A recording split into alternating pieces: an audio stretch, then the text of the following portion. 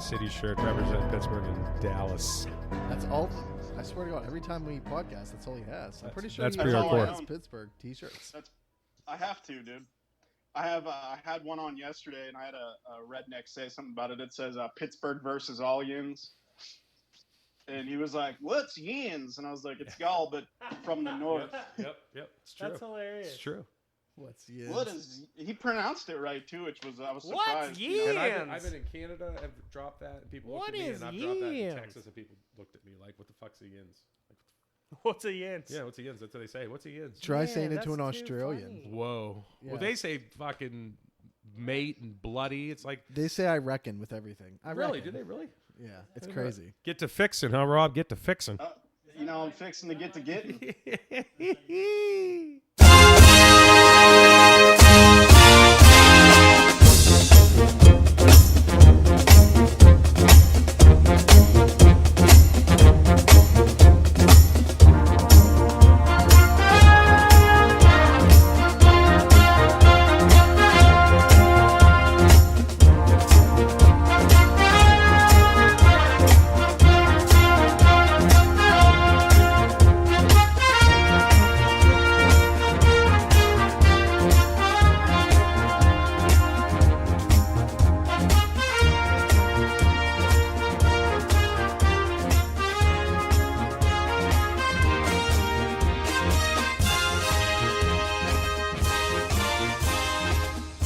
Hey, what's up, everybody? Welcome to another exciting episode of We Hope This Finds You Well with Rob, Chuck, and Jimmy. What's up, guys? How's everybody doing tonight? What up? What's going on, Bubba? And of course, we have a very special guest, as we've been most doing special. lately. Oh, the most special, I hear. Yeah, that's right. Tonight we have with us for our special Halloween, spooky Halloween episode, Michael Bradley Holzshu. Hello. What up? MBH if you're nasty. MBH. Well, I just want to say first off, My buddy. it's a pleasure to be here. Thank you again for having me on here. Yeah, thank you for joining us. Yeah, I appreciate absolutely. it. So, this episode, we are going to be doing a Halloween-themed episode. Of course, Michael, what can I call you? A ghost hunter? Is that appropriate? That would be the right answer. Yes, sir. Michael is a ghost hunter. Paranormal investigator. Paranormal investigator. He is into the paranormal and all that kind of shit. So I'm hoping he has some good spooky stories for us tonight. Well, of course I do, Charles. Me And I would Michael just like have, to say, go ahead. Good. for all the people that have heard me on podcasts, which I know a lot of you who listen to the show probably have heard my paranormal, I do have an exclusive news story. New Breaking story. Untold. Behind the Untold. scenes. Breaking Never, This is never, unbelievable. We have never. a brand new Michael Bradley Holzshu story, You damn which is straight. very exciting. Which is a paranormal story, so don't get your hopes Ladies up. and gentlemen, you're welcome. Correct, sir. That is Yes, you are. correct. So let's get into this. How did you get into that in the first place? Well, what it was ever since I was a little kid, I grew up in the 80s, so I mean, I love horror movies. I grew up on all the slasher movies, all the Reanimators and Far Beyonds and, all the good horror movies out there as a kid. And there was this book when I was a kid that I just absolutely still love to this day. I'm 40 years old and I still love this book. It's called Scary Stories to Tell in the Dark. I love that book. Oh, by Alvin Schwartz and the illustrations. they just made that into a movie Yes. recently. Yeah, And that I was was- a good book. I remember went the that. first night, and you know what? It's funny. I liked it, but again, you're not going to get Scary Stories to Tell in the Dark. Which made that book so amazing was the illustrations by Stephen Gamble. Oh, okay. Excuse me, and Yeah, that's what made it. oh my god, Oh dude. yeah, for sure. Especially some of just them the are one on the cover. Have you read it I too, can see it Jimmy? in my head. Oh yeah, my gosh, but way dude. back in the day. The cover of the first book was my favorite. It was that like skull, looked like a clown smoking a pipe. Yeah, Oh my the god, red dude. and blue. Oh, and yeah, just the colors. Oh, it was just awesome. Like Yeah. loved scary shit. And when I got older, I always had a thing for like mental hospitals and old jails, shit like that. And I was like, wow, I wonder if you could tour these places. And then after a TV show called Ghost Adventures came out with Zach Baggins. And we all know Zach Baggins is a douchebag. I've heard it a million times from a million different people, but let's be honest, the guy is the best. I mean, he is the #1 paranormal investigator in the world.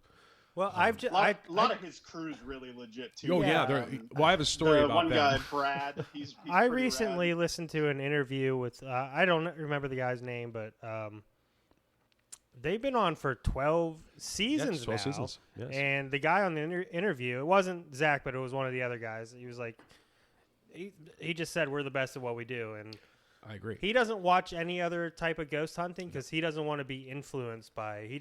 They want to figure it out on their own and do what they do. I mean, what I can tell you about Zach Baggins, again, we know he's douchey, we know he's a prima donna, but yes, he takes it very serious. He's worked with some of the best. He actually learned off of John Safis, who was a huge paranormal investigator. He's actually the nephew of Ed and Lorraine Warden. Yeah. If you ever seen The Conjuring or just read any of the books Annabelle. on them, it's fantastic. Absolutely, they were the king and queen. I mean, Yeah. They were the paranormal investigators for the Amityville Horror afterwards. Absolutely. Yep. They did the Amityville Horror, and she said, yes. I mean, there's been a lot of stories in the Amityville Horror that I've heard over the years that it was a hoax. It never happened. Just mental health. A lot of things. And then I saw a documentary. I forget the name of the documentary, but the oldest boy who lived in the house for the 28 days that they lived there before all hell broke loose, he says, in quotes, it did happen. And he did a documentary about the whole story. And he's legit. I mean, some of the things that went on, they don't show you in the movie or in the book if you've ever read the book. But he was telling some crazy shit, like how he got levitated out of bed and pinned against the ceiling. He said the flies thing, if you've ever seen the movie or read the book, there's a scene with the flies. He said that did happen. But he also talked about the stepfather, George Lutz. George Lutz, he said, was into the occult, which I found really bizarre, because you watch the movie, read the book, and you're thinking, oh, he's, because it was their stepfather. He wasn't their birth fathers to the kids. He was a stepfather. But he said that George did practice the occult. He had books on the occult, and if the occult is devil worshiping or witchcraft or whatever you want to call it. It's kind of like the study of the like unseen forces, basically. It's something that I've been super into since I was a little kid. Oh, absolutely. Like Wiccan. I mean, I've met Wiccans. I respect Wiccans. Again, I have some pretty cool stories about that. My grandparents actually came over from Italy, and my grandmother was a witch in Naples. And there's all kinds of crazy stories about that psycho bitch. Oh, well, what I find very humorous, and now, not to go off track, but I found this a really interesting story. I actually heard this from an Italian woman once. And if you were a part of that, because yes, it is true, the Italians are super into the supernatural. They're super into psychics. They're super into all curses and all that stuff. But anyway, oh, yeah. But I heard a story from an Italian woman. She actually was from Italy. That she said her mother or her great-grandmother, her grandmother, her mother, down the line have done this. She's the only one that never did it. But she said in Italian culture, this is true, in Italian culture, when their daughter has their first period, that the mother collects the blood and puts it in a jar of spaghetti sauce. No shit. No, wait. And they keep it forever until they're married. And the first meal... It's like saving the placenta. Well, this is what I was told. They said that they save it till they're married. And once they get married, the first meal they have to use the sauce because in this part. Well, listen, yeah, and the husband has no idea, but it's supposedly give them powers to control their husbands. That's the whole point of this. Every Italian woman wants that. Trust me, I'm married to one. See, there you go. See, did she cook you spaghetti that first night? No, she doesn't cook. Oh no, then you're safe. I mean, if it was like a pizza, that's one thing, but I might. I just tell the stories. I don't live them. I mean, well, never mind. There are some I've lived, but no, that story I've never lived. But I don't know. I anything is possible. I've met so many interesting people in my life that anything is possible. I've heard some and seen some wild shit, and I have done some wild shit. Boy, so I know that's just strange. Straight, yeah. So what's the most haunted place around here? The most haunted place in Pennsylvania? Wow. The most famous one, which was my first investigation I ever did, was a place called Hillview Manor up in Newcastle. And when I was at Newcastle, up in Hillview Manor, I was there for 12 hours and didn't get a damn thing, nothing. But Ghost Adventures and Ghost Hunters, the TV show, has done it. That's how I learned about it, was through Ghost Adventures. And there's a place in Pennsylvania, actually about an hour and a half away from Pittsburgh. So I was like, or no, I shouldn't say that, probably about 45 minutes from Pittsburgh. And I'm thinking, we got to do it. And it was fun. It was enjoyable. It's pretty cool. Like when you go to these haunted places like I do and you pay the money to go, you get a nice tour. And they take you around and they tell you the history of the buildings and what went on and what it was used for and all that. And then they take you and tell you where the haunted rooms are at, where they've had the most paranormal activity, and those are the rooms that are hot spots. And then you're set free. Have fun, enjoy yourself. So some places are 8 hours, some places are 12.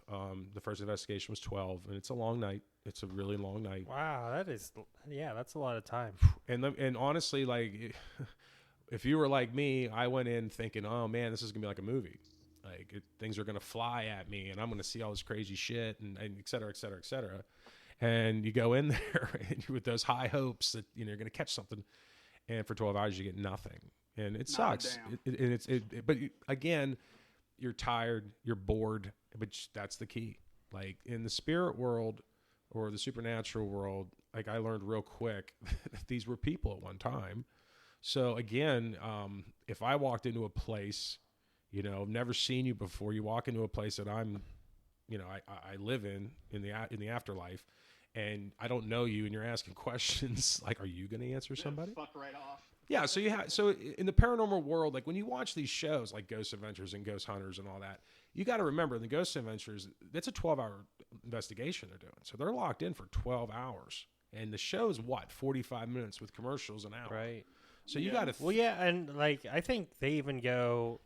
They stay at places for a week, 2 weeks. Sometimes. I've seen episodes where they've stayed longer, or they've done like multiple, like 3 buildings are haunted, so we're staying 3 days here. So like I've seen that too in Ghost Adventures, but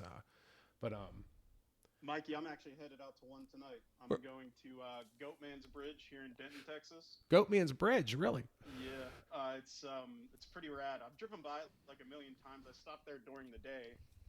And actually, my aunt here in Texas, she's super into the same weirdo stuff that you and I are into. So she actually got us passes for this. It's an old bridge that used to lead to this old town that's no longer there anymore. And essentially, it was called Old Alton Bridge. And basically, long story short, there was a African American gentleman who had a bunch of goats. He was successful. Obviously, I live in Texas, so the Klan was a big ordeal back in the day. This was like somewhere around like the 1930s, I guess. And basically, they didn't like that the dude was doing so well. The story goes basically that they lynched him off the bridge and burn all of his farm down and all of this and whatnot. And there's also like a side story, which there typically is, Oh, sure. And the side story is basically there was a bunch of Satanists that went there and unlocked kind of a Stargate, if you will, to the netherworld, and there's this goat-headed creature that pushes people off the bridge and has made people throw themselves off the bridge. And I like the ghost stuff, but I prefer more of like the demon, heavy-duty occult type stuff. Oh, yes, yeah. So I'm super geeked to go out for this tonight. And it's beautiful fall weather here for a fucking change. Oh, yeah, down in Texas. Yeah, I can actually wear a long sleeve shirt without sweating balls. Oh, yeah. Well, it was 80 degrees here, so. Oh, yeah. No, it's like in the 50s right now here. It's getting there now. I'm pretty geeked to go see a goat-headed crazy person tonight, so hopefully I see some glowing eyes and don't get bit by rattlesnakes. Yeah, don't do that. That would be bad. We want you to come home safe and sound. Anyone wants to Google it, it's Goatman Bridge. I will definitely check that out. I'm going to Google that and check it out. The bridge was built in like 1887 or some shit like that, but it's it was to like Copper Canyon or Old Alton was the name of the town, but it's by Denton, Texas, which is where Mean Joe Green went to college. Oh, okay, okay. So pretty cool. Definitely, must have. This stuff that me and you have talked about for years and years and years, Bubba. Oh, absolutely. As hell.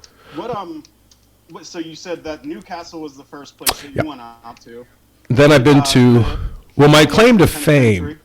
My claim to fame, I think, where I've had the best experience was definitely Trans-Allegheny Lunatic Asylum in Western West Virginia, which is another Fuck yeah. Ghost Adventures show, Ghost Hunter show. They've done it. So, but awesome building. I mean, that's the other cool thing about the paranormal is you get to see these places, which is, Oh, yes. I mean, the history and like just the structures of the buildings. Like when I went to Trans, it was like it's a 2 mile long building with a huge clock tower, dude. It sits in front of like, and what's the funny is you watch these shows like Ghost Adventures and you go to the place. I've always laughed at this because you think they sit all by themselves, like on a hill. You know what I mean? Like straight out of like a Yeah, horror you want movie, them to right? look like Castle And then, Dracula or yeah. something. You pass McDonald's, it's right next door, and you're thinking, seriously, you're thinking to yourself, Or like Torrance is right next to an Air Force base. yeah, you know? yeah, oh yeah. Oh, Torrance. Oh, I was telling them earlier about Torrance. But when I went to Trans, though, I did have an experience, probably my best experience I've ever had in paranormal was when I was at Trans. This is about 5, maybe 6 years ago. And it was just like this. Well, it was July when I went. It was hotter than hell. And that building was just horrible. Sweltering. Oh, God. So anyway, Nothing but asbestos in your lungs. well, no, they redid the building. The woman who bought it, like, redid it all and kept it, like, took care of it because that's what she wanted to restore it. Plus, it's haunted, and she makes a shitload of money on people like me that go to these places. So when we were there, we got a tour. I got to go where they did the lobotomies. I actually sat in the chair where they did the lobotomy. So, and the weird thing is when you sat in the chair, and this is God's honest truth, and me, I mean, I'll do it. And I sat in that chair, dude, and I'm telling you, it gave me the damn goosebumps just knowing how many people that were lobotomized in this chair that saw their Just final faith of being you're a vegetable, you're dead, you're done, you're alive, but you're dead. And I'm sitting there thinking, good God, like the feeling of that, like, do these people know? Do they not know? You know what I'm saying? Like you see shit in TV, you see shit in the movies, and you get that vision. Last podcast on the left did a Rad 2 or 3 part series on the history of lobotomies. Oh, it's wild. Yeah. It's just wild. crazy. Like the guy It's wild. literally took an ice pick from his freezer, and that was the tool he used. The tool they used. Like, and he never got a new tool. That's just the one he used. And if they still did it, they whole would time. use it today. Yeah, it would still be the They same. actually JFK's featured daughter that got in all the- fucked up because of that. Oh yeah, For real? we don't. I didn't know that. We don't talk about that. I think her name's Caroline. Uh-oh. Carol Ann, possibly? Carol Ann. This house is clean. Yeah, she's from Pittsburgh. Mike's. So we're on a bit of a time limit. Just Sorry, guys. full honesty here. That's Well, me if too, Mikey, so you're all good. Bubba. Yeah. Oh, okay. if I gotta meet nothing this else, chick tonight. We're honest. Of course Um, you do. Of course I do. Birthday. So, what do you want to do? You want to tell your new story? Oh, do you want to I'll tell tell my new about story. I'll tell my new story. Your Since a lot of experience people with have heard it. Pittsburgh Paranormal Society. Oh, them. Yeah, they Or- piss me off something awful. Or do you just want to dive into your new story? Because I don't Well, want a lot of people know my stories that probably listen to the cast, so I'm going to just Right. dive right in, and we'll do the news story. Well, here's the thing. I know your style of storytelling, Oh, yes. and I know you're going to run out of time. I know Well, you're going no. to be late for your date. No, well, I'm not calling it a date. It's more of a how you doing, get to know you kind of deal. But, You know what I mean? I'm looking out for you, man.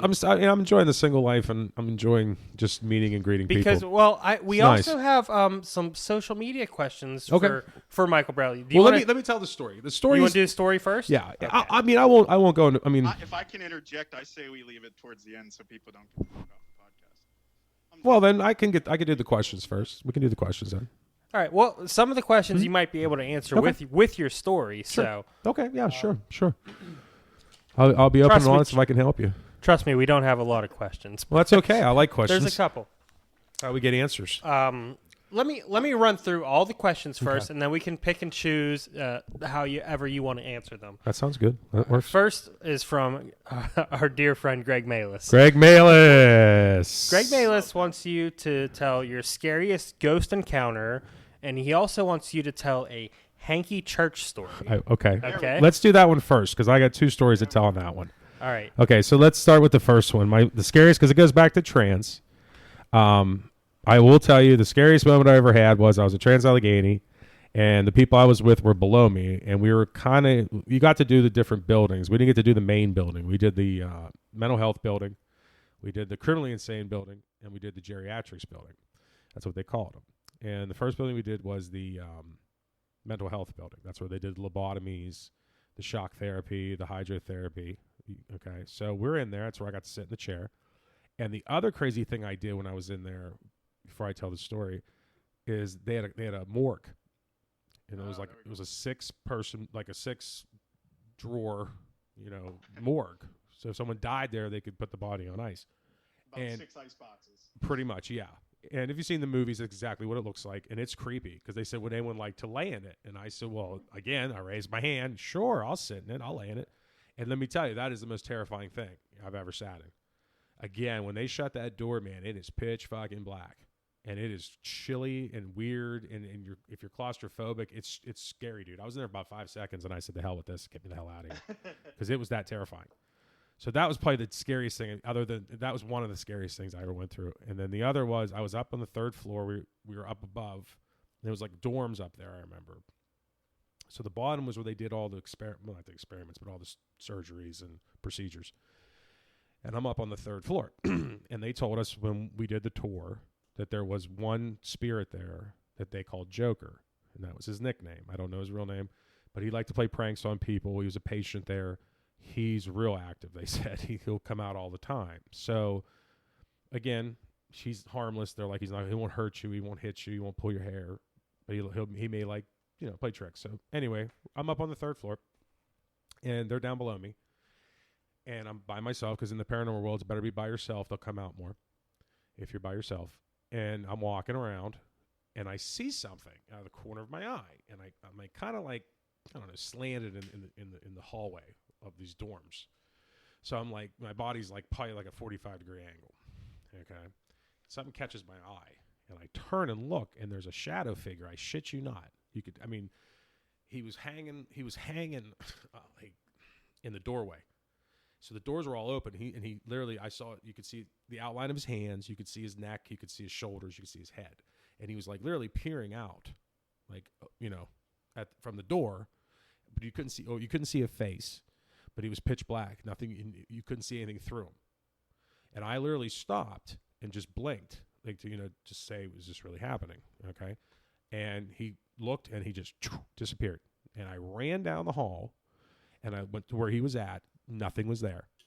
And the next thing I know, I hear everybody screaming and hooting and hollering and playing grab ass down below me. So I ran down and I'm like, what happened? What happened? They said, you're not going to believe this. I said, what?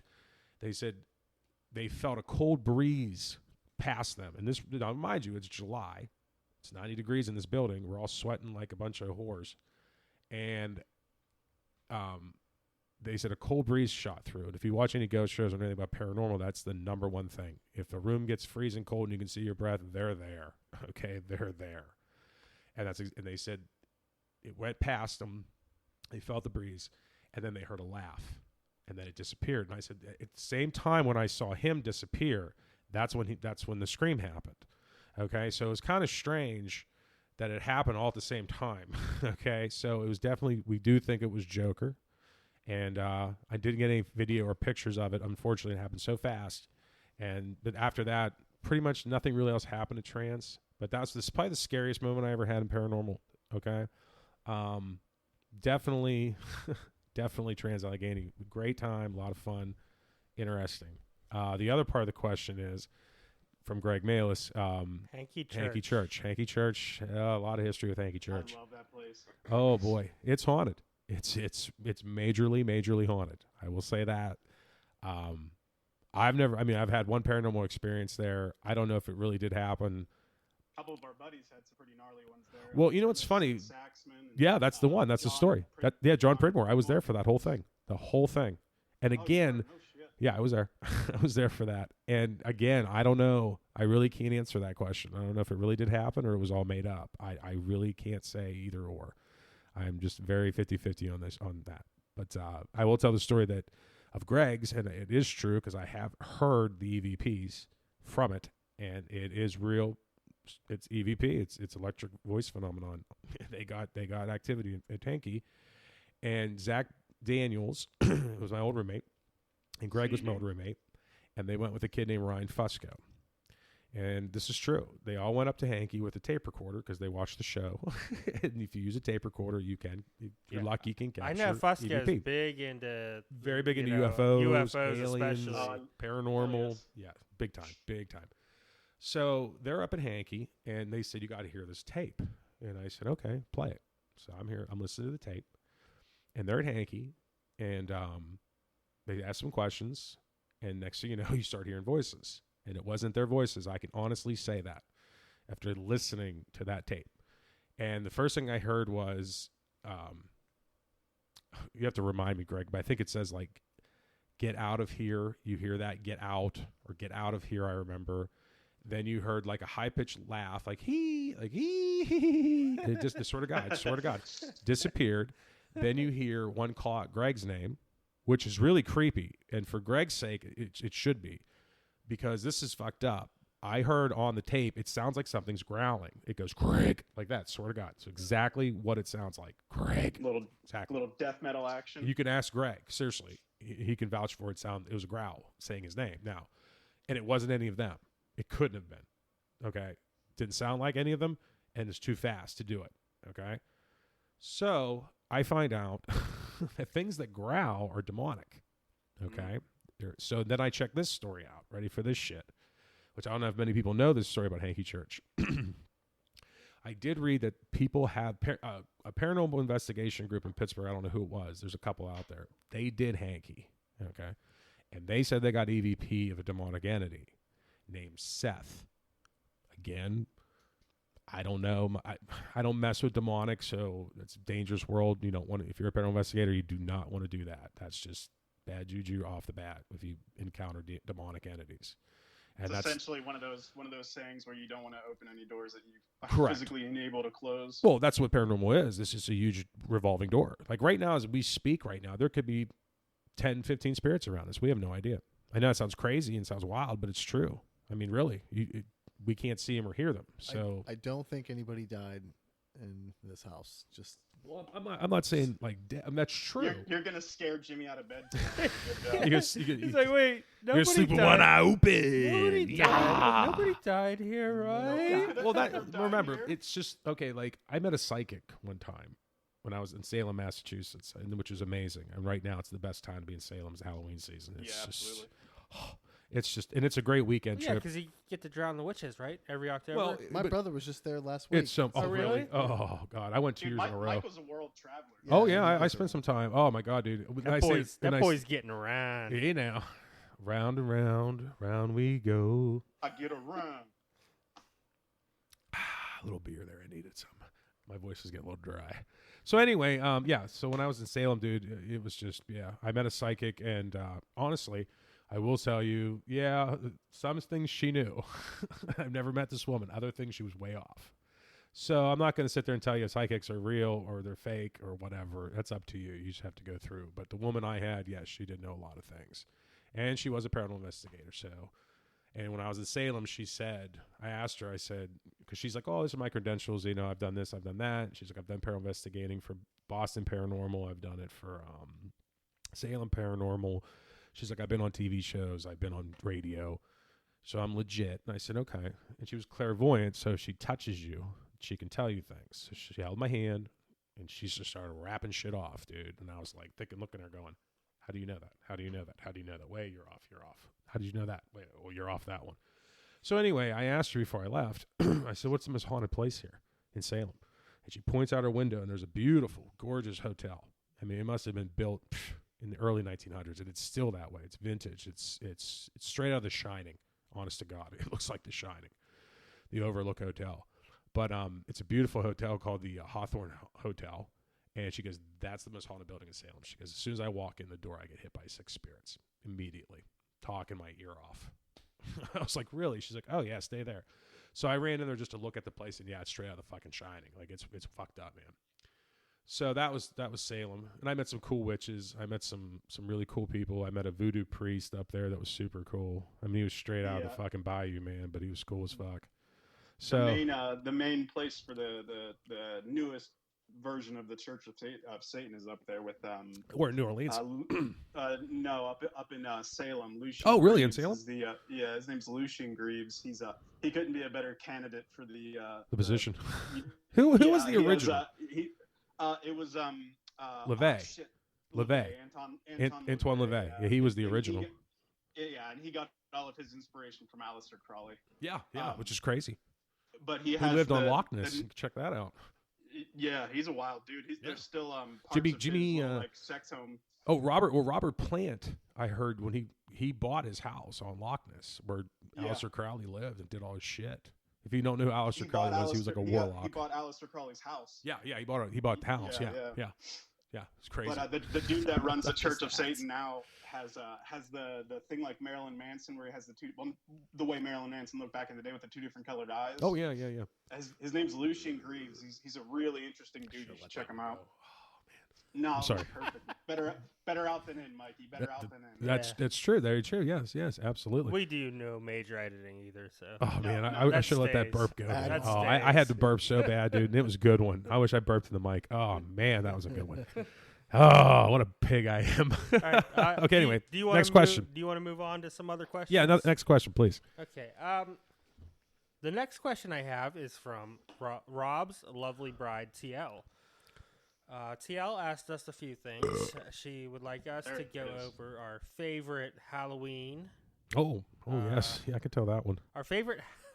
I know that one. Sorry, I'm trying to read my own handwriting here. Favorite Halloween / trick-or-treating memories. Oh, boy. Okay. Oh, I have a good one there, too. I mean, these questions are broad, so they could on. They could go on for hours. Well, how about this? We pick the best one. Okay. Of the questions. Best Halloween. No disrespect, but we have a short amount of time. Go ahead. Best Halloween movies, candy, costumes. Okay, we'll do that one, and we'll do the first one. What was the first one? The best Halloween party or costume? Just favorite Halloween memories, basically. Oh, well, can I tell you mine? Of course. You're I the think guest. there were two. There were 2 good ones. All right, 2 let's really hear it. good Halloween costumes. Well, I've done other good ones, but these 2 were the best. The first one was when I was a pimp. That one was great. I mean, I really went out, man. I fucking looked good. I had a fucking purple fur coat. Did you bring some hose along with you? Oh, I wish. I didn't have any hose. They were all working. No.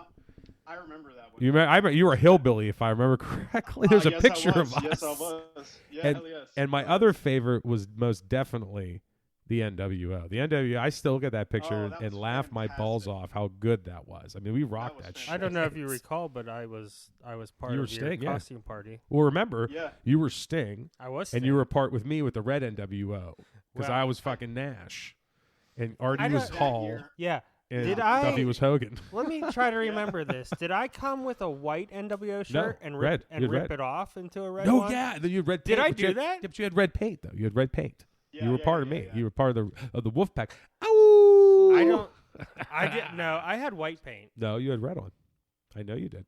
I had white paint. I might have had red on NWO though. No, I swear you had red. I think it's a mixture between the 2 of what you're saying. It could be. I believe. Or that none of year the I was a above. I believe that year me and Bill Gust were retired pimps. No. Was that the year that Bill was Hall & Oates? Which was great. That was great. And Blue looked That's exactly hilarious. like. Oh yeah, that was like, hilarious. Hall. Yeah, Hall. I could think there for a minute. Not yeah. John Oates. We'll call him Who cares Daryl. about Hall? Daryl. Hall. Yes, Daryl's correct. house people. The, Plugging that my, one. My favorite costume that I ever had was recent. I built a proton pack and Oh yeah, you badass. did. Woo. and literally lights and all. I don't think and- you ever sent me any pictures or anything of that. Do you still have Oh. it? Dude, of course. That's Oh my yeah, favorite you don't movie pitch of that all shit. time.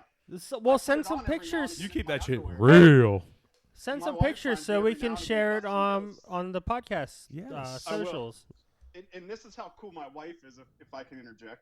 Sure. It's so it's she- her question. Yeah, it's her question. Yeah, this is how cool she is. So, number one, those are 2 of her favorite movies as well. So we binged them all. So year what? long. Ghostbusters? In Ghostbusters too. Oh God, she likes Ghostbusters too. Oh. Oh, dude, You Ghostbusters 2 terrible. is legit. Let me No, the get- only best part. Let me the guess. part- She likes Ghostbusters girls. that's even worse. I'd rather watch 2. Hey, But I will listen, say, it was still a good film. well, my favorite still a part fun in 2 is the part where Janos is like, "Where's the baby?" Honestly, guys, Where are you from, Janos? I think I only saw Ghostbusters 2 once I saw when it I driving. was young. It's fucking fantastic. Don't listen to my. Yeah. But I remember, okay like, with I it, was so young when I saw it, though. I remember being creeped the fuck out. Oh, by dude. it. Why? Really? By what Vigo was was bad? amazing. Vigo. Because there's a baby. Vigo. There's a bababy, and there's a scary ghost trying to take it away. Like, when you're a The kid, Scarelli that's kind of scary. The brothers. Sorelli I brothers. put him in the chair. Give me the goddamn Ghostbusters. Hey, Which so I still fun- laugh that guy played Mel in Scarface, the cop that gets shot. That's the same guy. Oh, really? Yeah. I told him. Oh, yeah. But my wife, she dressed as like a Victorian ghost, which I thought was rad. Like, I'm a Ghostbuster, she's a Victorian ghost. It Right. reminds me of the first scene in Ghostbusters 1, where there's the Victorian ghost in the basement. Of Oh, yeah, the library. Yeah. So then halfway through the night, she sneaks upstairs in our friend's house, puts on a giant Stay Puft Marshmallow blow-up costume. No one has any clue who she is. This is at a pretty large party, too. And she comes downstairs and just starts fucking dancing in the middle of, like, the dance floor at this party. Nice. And no one had any fucking clue who she was. It was amazing. That's It hardcore. was really awesome. Hell yes. Yeah, Hell that's yes. But that was pretty awesome. my favorite. I was That's Pete really funny. Venkman, obviously. I've always been a Venkman and Zettermore fan. You can never Well, really choose.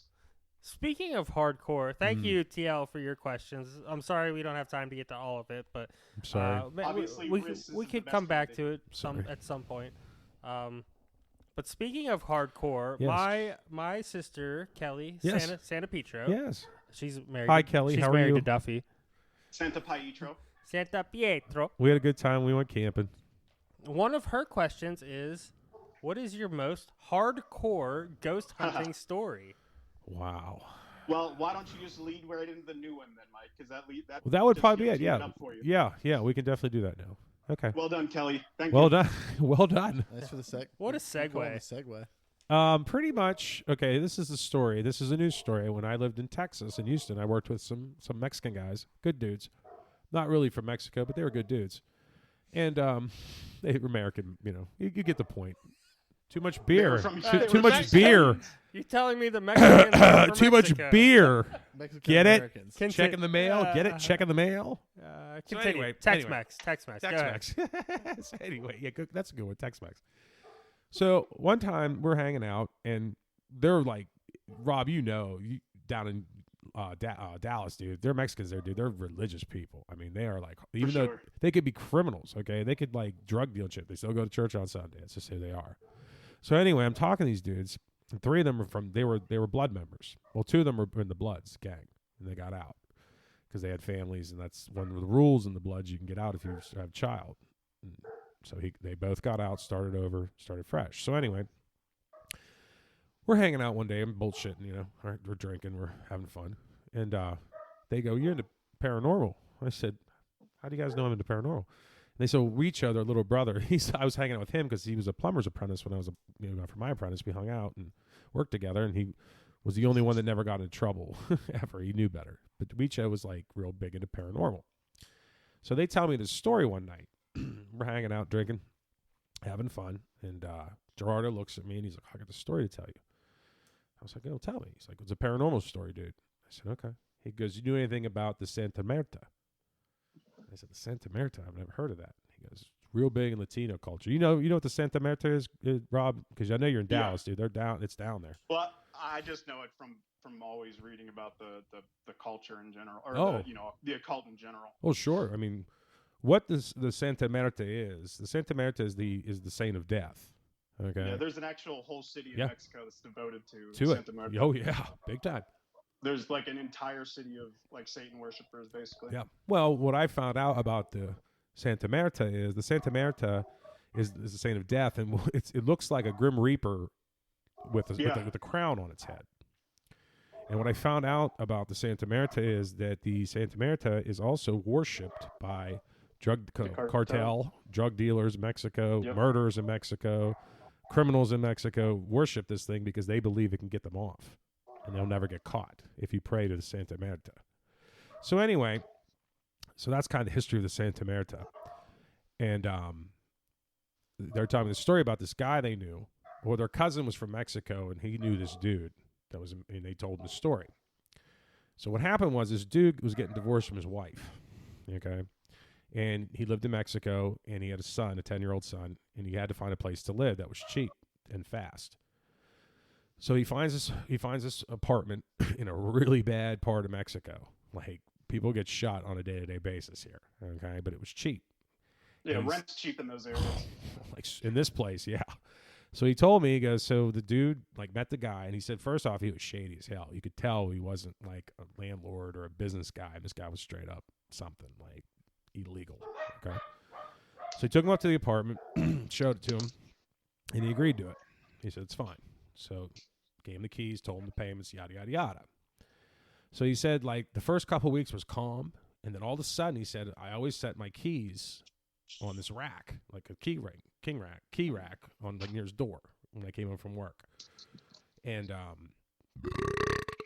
yeah, that was a good one. That's a damn hams. Hams. So anyway, so he says I hung my keys up, and next thing you know, they're gone. I can't find my keys. And every day they were underneath the couch in a matter of a second. He said I look at them, turn my head, boom, they were gone underneath the couch. So he said weird things started to happen in this apartment. And next thing he knows, he said that one day he was about to leave and he was going to turn the kitchen light off. And when he reached to turn the light off, a hand grabbed him. Swear to God, he said a hand touched him. He freaked out, ran out of the fucking place. Okay, and he drove around for like an hour or two and came back, checked it out. Nothing was there. So he said he started seeing something, like a shadow figure. Now, in the paranormal world, again, I encountered my shadow figure, but people do say that the shadow figures are evil or demonic entities.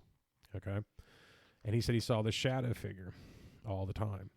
And he said it scared the hell out of him. He didn't know what it was, but it kept getting closer every night to him. So he can't sleep. He's having a hell of a time. Something, he's just bad shit's going down. Okay? And he's at a family reunion or something like that, or a party, and he met this woman, and this woman who he knew really well kept saying, "You look terrible. Is everything okay?" And he told her. He's like, "You're not going to believe me if I even tell you." And he told her his experiences, and she goes, "No, I believe you." And she said, "I know a woman that's pretty much a witch doctor, a Mexican witch doctor, and she can help you." And because he told her the whole story about the paranormal shit going down, so he went to this woman who was a witch doctor, and she did what was called real big in the Latino world. It's called an egg cleansing. Okay, and what they do is they take an egg. This is true. Oh yeah. You know the egg cleansing. They roll it around your body. They speak some words. They crack the egg, and if it comes out rotten or disfigured or different colors, you got a problem. It's like all fortune, but it's swear to God, they all tell me that's all real. Like they said when that woman cracked the egg, when she did her egg cleansing on him, it was literally black. Like the whole yolk, everything was black. I mean, jet I've heard of that. black. I've heard of that shit. Yeah, and aren't they called like Chirendos or Chirinderos or some shit? Chorizos. I love me some chorizos. I like Charles. Chorizo. He's a good dude. So anyway, she cracked the egg, and again, it was black. He said, honest to God, he said, and Mexican people are very honest people. I mean, they have nothing to hide. They have nothing. I mean, you know what I mean? They tell the truth. So he told me, he's like, yeah, it was black, and the woman said, you have the Santa Muerta is coming for you. And he went, what? And she goes, yeah, that's what's haunting your house or your apartment is the Santa Muerta. So she goes, there's something in the house that you have to find. And she goes, you'll sense it. She goes, I can't tell you where it's at. Only you know where it's at. You'll feel it. So he went back, and he said he started searching the apartment until he got to his bedroom. He said he got this sensation that led him to the closet. Okay, this is a horrible feeling. And he said he went through and found a trap door in the closet, like a little, not a trap door, but an area where it's been crawl space, sort of, yeah, but smaller, way smaller. And there was a box, and he opened the box up, and there was a statue of a Santa Muerta. Someone left, shit. Right? And she called him, he called her, the witch doctor, and told him what he found. She goes, "Bring it to me. Only I can destroy it, and after I destroy it, this should all end." So she took the box, she did a ceremony with it, and she burned the box and the Santa Muerta figurine in it, and destroyed it. And after that, It never happened again. So whatever was there was, and he also said another crazy thing that his sister, who went to visit him one time, said. She said it was weird when I would go to the apartment to see him and see how he was doing. She's like, there would be black moths in the lights. And now in Latino culture, a black moth is the sign of death. Death is. I lost my microphone. Okay, I'm back. Yeah, it's true. There are black moths is a sign of death. It should mean someone's going to die. So he did say he saw that, and that also has tie-ins with the Santa Marta. So, but that's the true story that they did tell me, and I do believe it. I really do believe it because Santa Marta is huge down there, huge. So yeah, you see a ton of gangbangers and stuff with those. Oh yeah, dude, I mean, massive on their back. The and DEA and FBI say when they raid like a cartel, DEA big time. They say, dude, as soon as we roll in, there's just statues and paintings and pictures of Santa Marta. And rum. Oh no, but he told me. He did tell me. Okay, I forgot to tell you this part of the story. I'm sorry, everybody. This is. I left you on a cliffhanger. Here we go. But the craziest part of the story was this, and he said a friend of his brother worked for like the Mexican government and law enforcement, or did something with law enforcement down in Mexico, and he said, get yourself, because he always said, like, it was weird when I went to the to the apartment, because all the windows were painted black, and everything was black. Like, the walls were black. I repainted everything and chipped all the paint off the walls and off the windows. But he's like, that's kind of strange. Why would you spray paint your windows? Okay, because you want people looking in and seeing what the fuck you're doing. So he said, honestly, take a black light and check it out. And he flashed it. He goes, if there's any blood in the room, in any of the rooms, it'll come up white. He said that's what the color will come up as if you use a black light on blood. And he said, dude, as soon as we hit the light, the whole place was white. This is black paint walls. And when they hit, other bodily fluids come up white. Well, he said, like, honestly, like, it could have been used as a drug area. And what they did was they said, dude, they found people decapitated in Mexico all over the place from these cartels. So he said, dude, people like got fucking decapitated in my apartment and did drug runs and shit. And people got shot in this motherfucker, like, dude, in his apartment. Because he said it was just the creepiest place when I first walked in. It was just absolutely creepy. And I'm thinking, dude, I don't give a fuck how, like, dire straits you are, man. If you walk into a motherfucking place that looks like that, I'd be like, fuck no, I ain't moving this bitch. It ain't happening. So, but that's the story. I hope it entertained everybody. I hope you enjoyed it. I really do. I really hope so.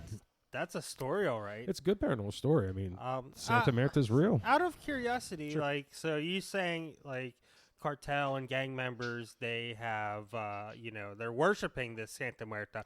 Why? Is it like making a deal with the devil? That's what it is. The Santa Marta was supposedly a saint that got kicked out of heaven. Okay. Oh, okay. And what happened was he got kicked out of heaven. Angel. Yeah, he was a fallen angel in a way, but he promoted like mischief and so it's like a version like of that. Lucifer almost.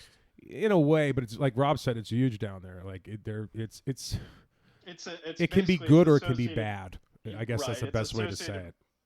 It basically, like, for her to, like, it's a female. Well, they told me too it's that her devotees. Yeah. It was also like excellent. it was a. This is going to sound kind of cliche, but the same guys told me this about Santa Marta. Also, it was for people that were like good Catholics but sinned.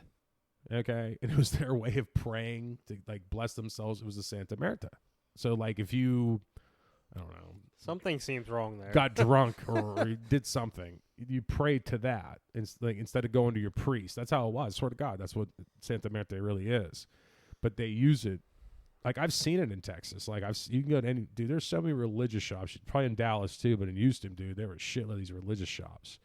And you could buy, like, religious ornaments and things of that nature, statues. And they did have the Santa Marta. They did have the statue of Santa Marta there, a couple of them. Yeah, it's basically, it's a protective thing. It also can, basically, like, these people devote their lives to, it's the Lady of Holy Death. Yes, they call it the Lady. Yeah, it's called the Lady. That's true. It's from Catholicism, but it's basically just it's like a cult thing, more or less. Yeah, most definitely. It's a cult thing. I totally agree with you on that. It's wild. I mean, that is wild. And then the Day of the Dead. That's another big holiday for them. That's my wife and myself got married on Day of the los Dead. Muertos in Mexico. It was rad as fuck. Outstanding.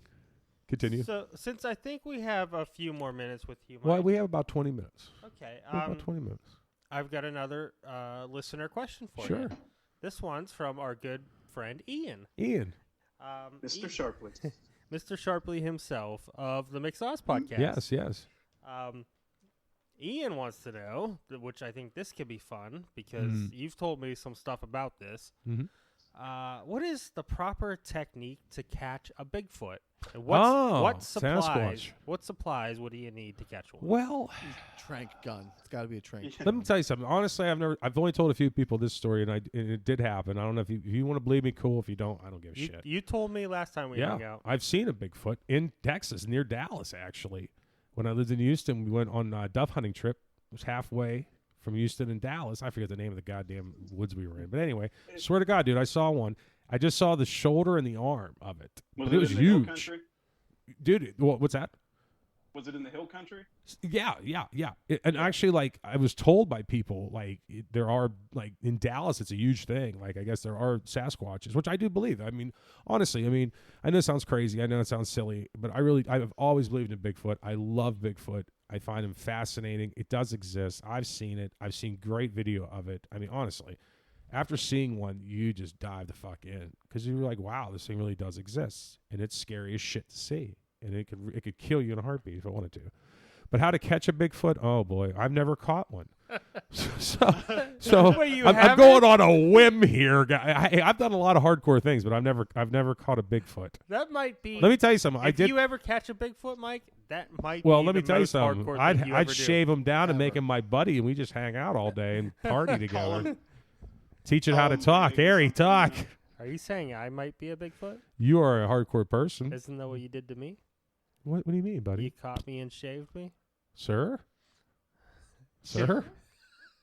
Continue. What supplies might you need? Well, I would have to Charlie- say, you know what they Charlie, really you like? cannot Honest to be God, when I was a little boy, I read this book called, I don't know, Bigfoot something.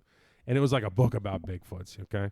And I read about a story about a guy who got captured by a Bigfoot. He kept this story a secret for like 30 or 40 years. He like was on his deathbed. So this guy must have been telling the truth. But he tells a story, swear to God, he must have been. And he tells a story that he got like abducted in the 20s, like 1920s. He was a hunter. And he got abducted by Bigfoot, okay, and brought back to like their camp or their lair, I don't know. And it was a family, he said. And they just like stared at him. Like they just like examined him. Swear to God, that's what this guy said. They just examined him and they were fascinated like by him. And he pulled out a thing of chew, like snuff, like Copenhagen. And he was putting a dip in, a rub in. And when he put the rub in, the Bigfoot wanted it. He gave it to it and it ate it. And it loved it. And he said that he drank coffee, it liked chew. So you're going to need some Copenhagen, about half a roll of Copenhagen, man. Snuff preferred. I can hook him up with that. No, don't give him that straight shit. Give him the good stuff. Give him the snufferuficus. That's what we used to call it, the snufferuficus, baby. I think their fingers are too big to pinch that. Well, guess what? They put the whole damn No. chew in their mouth. Yeah. But you would definitely Fucking chew, cardboard Ian. can and all. You would definitely chew. You would definitely need a good tent because you need to live in a tent. Rope. Do you think that is it a Starbucks type animal or do you? Well, think you know what it's else I heard they the like? Maxwell House. And I've watched that god awful Finding Bigfoot show. Those idiots on there, except for Bobo. He's the only cool one. Bobo's cool, but the rest of them are idiots. Anyway, I did watch one episode where this woman was like, "Yeah, I feed them," and they're like, "What?" And she goes, "Yeah, I feed them." And they're like, "What do you feed them?" She goes, "Blueberry Dogs. bagels." No, blueberry bagels. They go crazy. She said for blueberry bagels. She goes, "I go to the store and get them for them every day." I'm like, "You're fucking hardcore, man. You're more hardcore than I am." That's amazing. So yeah, she would leave out the bagels and the damn things would eat them all the time. Yeah, she fed the things like they were like a fucking stray cat. All right, so far we need Copenhagen snuff. Yep. It's got to be the Snuff, snuff. gotta be the snuff. And Silver we Lake, need, baby. And we need Woo. blueberry bagels. You need blueberry bagels. This You need a is tent. amazing. What else? Well, I don't believe in shooting them. I'm a gun guy. No, we don't want to shoot. We want, No, we I would want never to- kill one. We I wanna would capture. never. We Yeah. want to capture. Well, I mean, not to be an asshole, but I'd trank the shit out of one. well, Just sure. for I mean, pictures. I just don't want to kill it. Again, you don't want to kill it. No, of course. It's no, no dude, different than it'd be a pretty encountering a rad bear rub. or a moose. I mean, it's it's going to I attack would you. It's a shoot wild moose animal. I would shoot a moose right in his fucking eyes. I wouldn't even care about it. Well, It'd see, be I could never do delicious. that unless it was actually going to try to kill me. Then it's fight or flight, and of course you're gonna if you have a gun, you're gonna blast it. You're gonna shoot it. But I could never. If it walked away from me, I would be again, if I got to see one again, like full blown, I got to see the face. I got to see the actual more of the body. I mean, shit, man. I I was shit my talking meal. about shooting a moose, not a. Oh, a moose. squinch. Oh, I well, would yeah, not yeah, shoot a dude. squinch. No, most definitely. I mean, I eat the animal, so that's how. I mean, all you people that are like don't like hunting, I understand. I don't hunt. I've gone hunting, but it's not my thing. But again, I have respect for the hunter as long as you use every part of it, as long as you're not wasting the animal and just shooting it for shits and giggles. Yeah, if you actually, a lot of people do. A lot of people I know who hunt do. I think, and I enjoy it. It's good food. A vast majority of hunters. Well, we have to shoot the things because if not, we'd be overpopulated with deer. And I know people that don't hunt or against it are probably going to sit there when you hit one. They're going to get pretty pissed off Yeah, when you hit a deer. Anybody that I know that hunts, they want that meat. The meat's great. Oh, it's fucking fantastic. Nobody's shooting fucking a deer fantastic. and leaving it in the Woo. woods. I'll tell you what, this it's real- guy I worked with, it's real he made fucking deer sausages, deer meat sauce. it's Oh so my good. god, dude, they are phenomenal. I mean, The they weirdest just. thing is down here they do high fence operations Yeah. where they'll have like 3,000 acres and they'll put like axis deer from Africa and like Sitka deer and all this crazy stuff, and then they'll put these like super juiced up fucking hormone injected buck that are like 37,000 point fucking deer, and then they basically Cheating. let them off a leash. And, Cheating. And you pick them the fuck out. And they like take you over there, and you shoot it in the fucking, in the old, bread basket, and you do a grab and grin, which is, and you pick it up and take the picture, and then people think they're, some kind of big great white hunter. It's so fucking dumb. I mean, I hunt also, but like it's just silly, man. If you don't just do it for the meat, if you're doing it to put something on your wall, you're fucking weird. I like fishing more. Fishing to me is more entertaining. It was when I mean, like when you go dove hunting, yeah, you're just shooting shit out of things. You just, it's like duck hunting. So, Not but to like, mention, they're basically pigeons anyway. So yeah, who oh gives a yeah, fuck? yeah. Oh, they're the sign. They're of not peace. bad. Fuck your Yeah, peace. there's a sign of peace. Kaboom! Gotcha. That's some of the most fun hunting you can do in the world. Oh yeah, dude, most definitely. But was another question here? I'm sorry, guys. I got about 15 minutes left. So anything you guys want to get in? Let's get in where we fit in. Hey, all right. Well, let's get to some more of the more fun questions. Let's go back to what was the most hardcore thing? Did I answer that? Yeah, you did said I? Okay. Phlebotomy and whatnot. Well, yeah. Let's go back to. I wish I could find Prince's ghost. Now that would be hardcore, wouldn't it, people? That would be so that would be hardcore. I the will most say this. hardcore. I did watch an episode of Ghost Adventures once, and he did catch. And honestly, I mean, I can't say it was a definite, but I was 90% sure it was. He did get Johnny Cash, That would be EVP, dope. Here's a question, which is for pretty impressive. for everybody. If you could speak with one ghost, who would it be? Oh man, that's a toughie right there. That's a tough. That is a toughie. That's Because a would you hard want one. it? Would you want it to be There's so many. a celebrity, Oh, yeah. somebody you look up to, or would you want it to be something more personal, if I could talk a friend to two or family people- member? If I could talk to at least two people in my life that are dead, one would be Jim Morrison, most definitely, and the other would be Prince. I'd have to talk to Prince because I want him to cook me pancakes. All right, so you're going with the badass rock stars. Or Rick James. Rick James would be a hell of a person to talk to, wouldn't he? Holy fuck, he could tell you. You know He what, had better stories than I do. Do you think Prince would be all fucked up on the what was the drug that he was on when he No, he was on the passed? painkillers because those damn Yeah, high heels he that- wore. Those Fucked him damn all high up. heels. Yeah, it did. They said when he would jump with those high heels on, it literally fucked his whole body up, and Oh, that's he why he's on would the painkillers. Slam down on his Yeah. knees and shit. They said them fucking high heels. He was wearing women's shoes. Woo! What about you, Chuck? Oh, purple brain, baby. Woo. I mean, I don't know, man. Like, that's such a tough question. It's. I would if I can jump in line. Go ahead, Rob, please. Yeah, so give you a second. I don't want to get too dark here. Woo-hoo. I would talk to.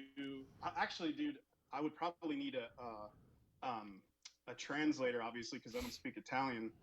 But my great grandma, that was the witch. I would like to fucking. So my family tells like stories about that lady. Like no one was allowed to look her in the eye. She wouldn't let kids in the house.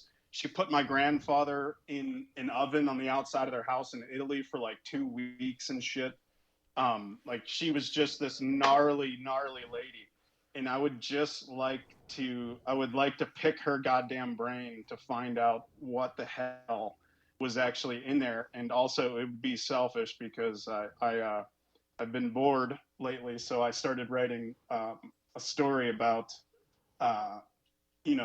her, more or less, not a real story, but they call it like your strega nonna. It's like your great grandmother, and she just like, there's all these weird pictures from our family with people with their faces worn off and shit that she supposedly cursed, and like a bunch of my family members ended up all whacked out, and they think it all had to do with this lady. So I would love to chat her the fuck up. Can I ask you a quick question? Yeah. I'm sorry, this popped in my head. Now, okay, when you were a little kid, you grew up in an Italian family, right? Yeah. Well, half. You know what I mean. Irish You know what I mean. Yeah. Yeah. Yeah. So you ever hear everyone call each other kumpi? Yeah. Cumpa. Kumpi, walking to kumpari. My Tutti father, quan. he just calls me comp. Yeah, that's my uncle. My uncle always went tutti quano, yeah, kumpi. This is your Italian lesson for today, folks. It's an educational But, experience. Yeah, I actually grew up really like they say that weird shit passes down through families. So I grew up like kind of more or less sensitive to like all of that kind of paranormal shit. Like, well, I just want to. Well, I'm sorry. Go ahead. I'm sorry. No. It basically just I would just like to see, like, I've been to places, I've seen a lot of weird shit over my life that if we had more time, I would love to talk about. Maybe on round 2 at some point with Michael Holzshu, we can talk about ghost stuff that all of us have seen, which would be wonderful. Oh, believe me. But go ahead. I'm sorry. I'm interrupting. I'm sorry. I would just I would love to talk to that old bitch, and then I don't know, maybe like well, I like to be a guest again. Michael, Unfortunately, I wish we had more time, but just to hang out, man, and just talk and shoot the shit. I like just doing what we're doing, just bullshitting and telling stories, and it's like being at Daryl's house. You ever watch that show, Daryl's House? No, but that's exactly what we're like. Daryl's house. I don't know what that is, but I think that's what we are. I like it. But anyway, I mean, again, I'm sorry. I'm just had a moment there. I think I have an answer to your question. Talk to me. The ghost I would like to talk to is Dan Schmidt, who is an old buddy of mine who unfortunately died at a young age of 25 or 26, one or the other. But either way, he was way too young. And for me, that was the death that most affected me personally. It devastated me. Yeah, it was horrible, and it still is. But that's crazy. That was so long ago. It was 10 years ago. Too. Yeah, it was. So, yeah, just to be able to say, hey, what's up, Dan? I love you, buddy. I go with my aunt. Take him. Oh, there you go. My other one would be Robert Johnson. Sorry, not to get sad on you guys, but Robert Johnson was a blues player. From the 30s. He died he was in the 30s. He was the one that, the Crossroads, the story of the guy going to the Crossroads. Oh, yeah. Soul of the devil. Oh, Bone Thugs and Harmony. I got you. Welcome to the Crossroads. I miss my Uncle Charles. He should be going in front of his phone. But yeah, Robert Johnson's one of my favorite blues singers ever, and Mount Up. And I would love to find out whether or not he really did sell his soul, because apparently he was a terrible guitar player, terrible blues player. He disappeared for a short amount of time, came back, and was just a killer. That's interesting. So I would, you should listen to him too.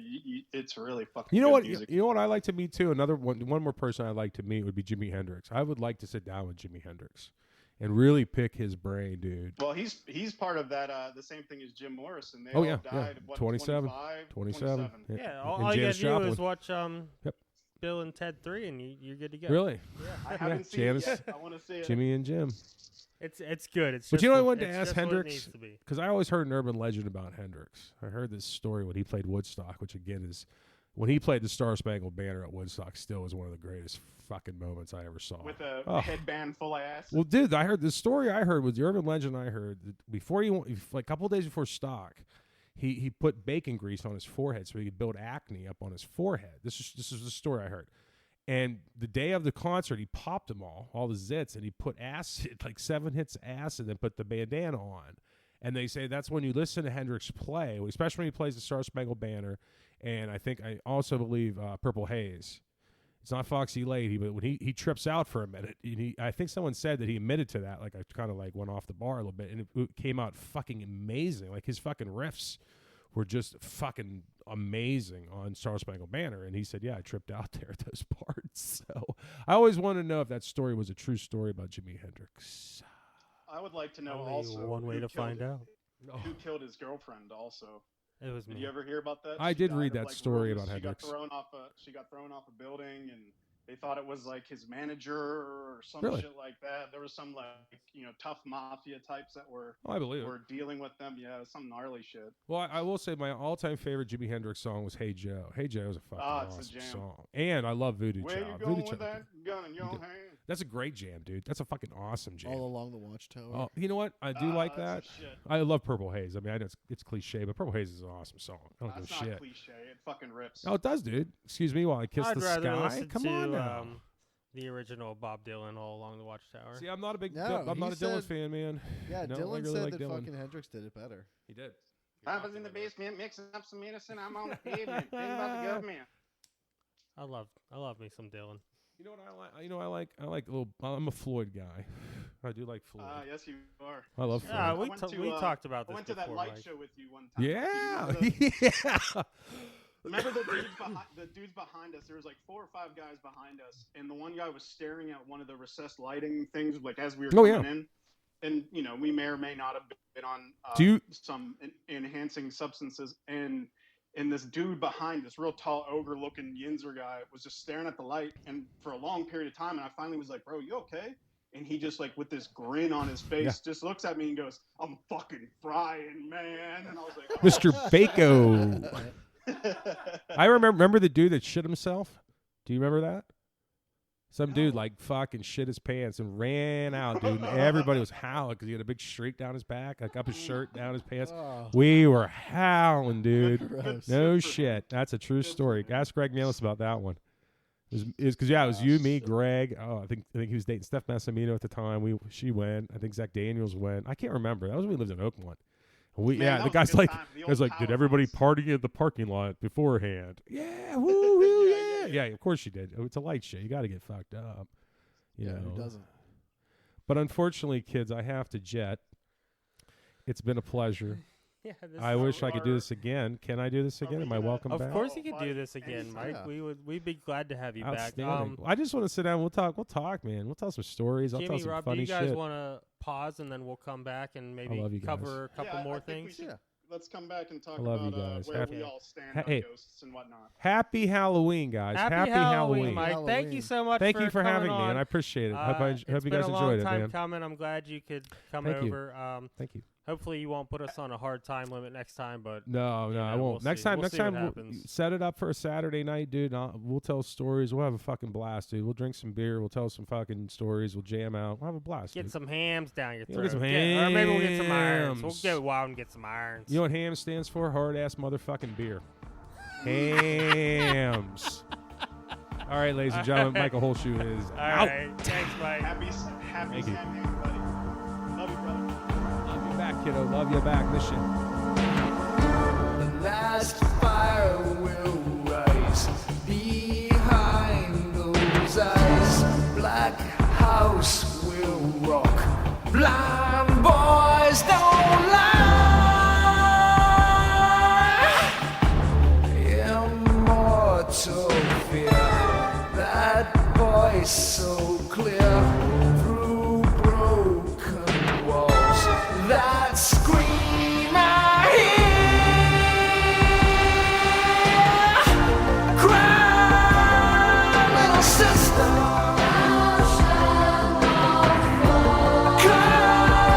Come to your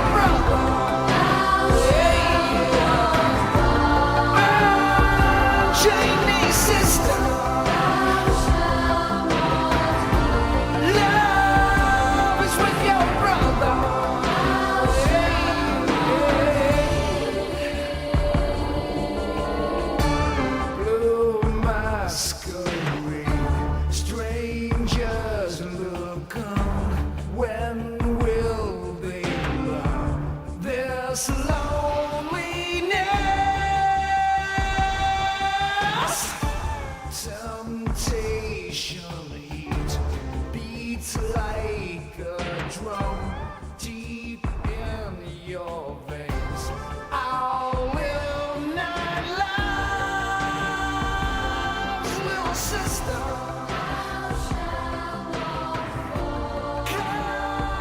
Come to your brother. Unchain me, sister.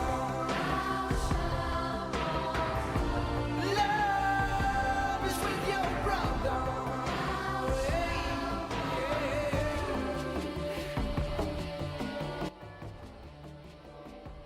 Okay, and we're back. That was Michael Bradley Holzshu. What an extraordinary storyteller he is. He's fantastic. What a great guest to have on for a Halloween-themed episode. Definitely good dude. So what's going on, guys? So what's your? You know what? I thought we'd just run down real quick. Let's go around the table here real quick. Charlie, Yes, sir. a thing that I've always been really interested in is paranormal, obviously, spirits, ghosts, demonic things like that. Do you or do you not believe in ghosts? And if you could elaborate for me, I would love it. And then James, and then myself. Great question. I don't know if I have a great answer, but I don't know if I don't necessarily not believe in ghosts. That's a double negative. Yeah, necessarily not believe. Yes. I don't have any personal experience with ghosts or paranormal or anything like that, so I am what you would call a skeptic for sure. But I like to listen to the stories. You've told me stories. Mike has told me stories, obviously, as we just heard. So yeah, I'm definitely a skeptic, but I've never seen anything personally. So take that how you will. Well, you guys, Right on. You guys know me. You know I'm always a super skeptic, but Understatement of the evening. yeah, right. James and I just like to live in a little place called Logical. Reality. No, but that being said, you know, there's shit that's could be out there that I don't know about, and I'm big enough to admit that. You know, there could be some kind of energy or force out there that I'm not attuned to, or human beings in general. So yeah, it's a possibility, but again, I've never had any kind of personal, whatever you call it. So Experience. Thank you. Sorry, Chuck was fucking with me. Welcome. I'm just trying to get this guy to talk into his microphone. I know it's a fucking. Oh, ongoing goddamn! thing. One fist away. Goddamn it! I know. No, he keeps So- it. He so- keeps it like on his cheek. So double two skeptics versus me, who's balls deep. Yeah. So what do you got then? Oh man, I like I said earlier in the podcast, I grew up in a pretty superstitious family, and you know that could very well have just influenced me in such a way that I could be possibly fabricating it all in my head. But fuck it, that's not as interesting, right? So when I was like a little kid, I was super sensitive. Some people call it like clairvoyance, like what Mike was talking about. That would be far too bold of a statement for damn sure.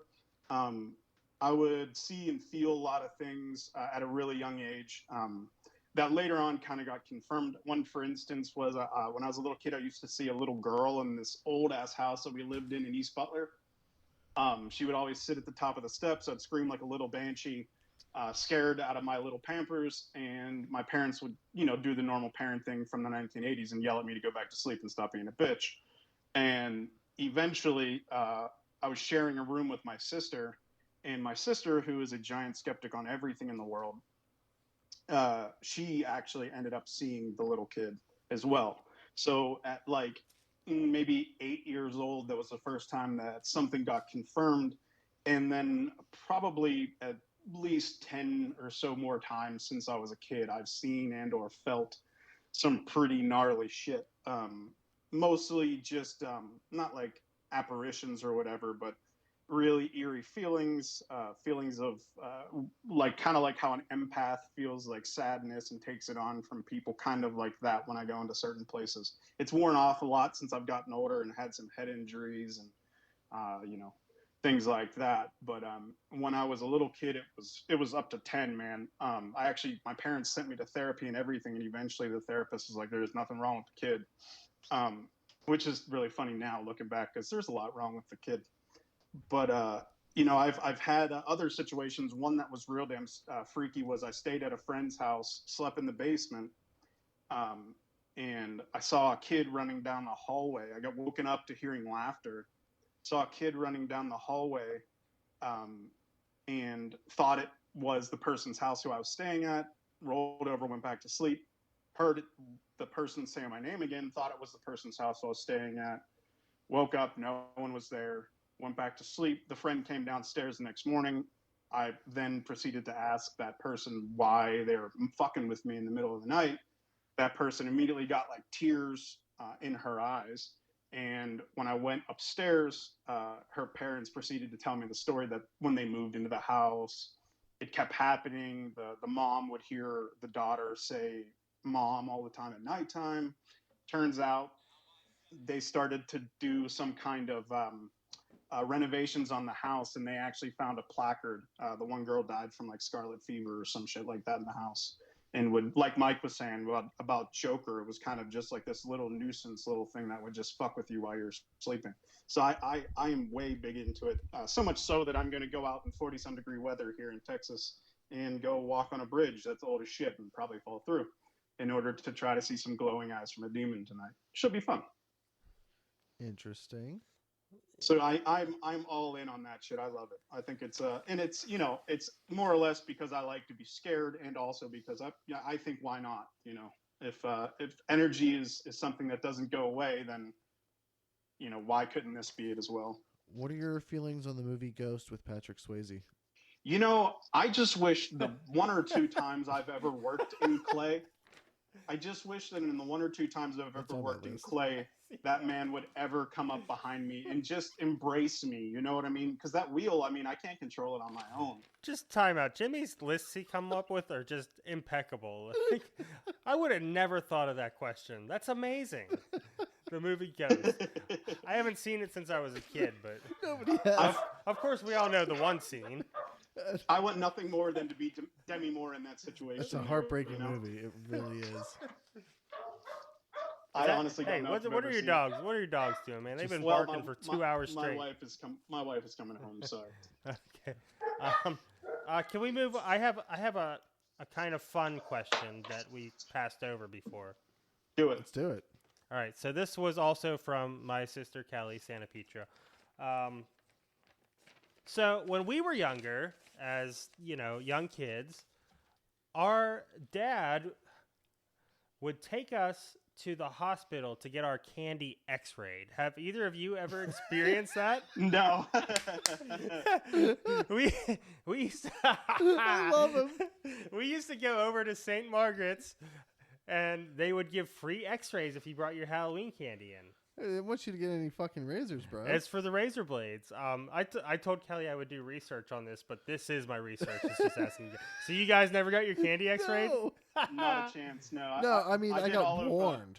I got warned to be on the lookout razor blades for and it. apples, and Or if that anything's kind of open, you know, don't. Right, take right, it. right. Okay, so yeah, there you go, Cal. thing. Thanks. Nobody Kel else Bell. got their candy x-rayed. That's But why good- the line was so short. But good look for on Hey, Mr. Lynch's part. honestly, not a bad move. You never know what Yeah. crazy fuckers Dude, are gonna do. Solid dad move. Well done, Mr. Lynch. Well done. Thanks, Dad. Yeah, going the extra mile. What a guy. Good guy. Good man. What's your favorite candy?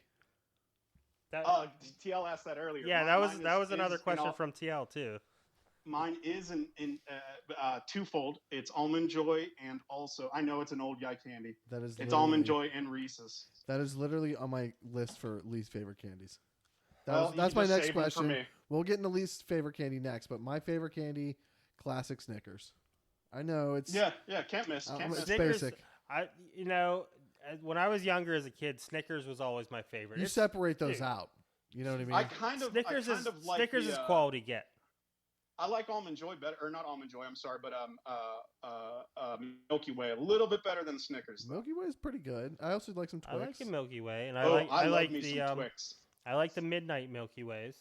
My favorite, and this is like super cliche, but Reese's peanut butter cups are just the best. No, of Yeah. course, of Like, course. I I mean, don't I like think that goes without saying. I don't really like peanut butter, but I do like Reese's peanut butter cups. I can't believe we've been friends as long as we have. You don't like fucking peanut butter, dude? What the hell is wrong with I you? mean, it's okay, but I'm not like a I could giant live fan. off of peanut butter. I could literally like peanut butter, bread, and maybe some fucking jelly. I don't even need it, to be honest.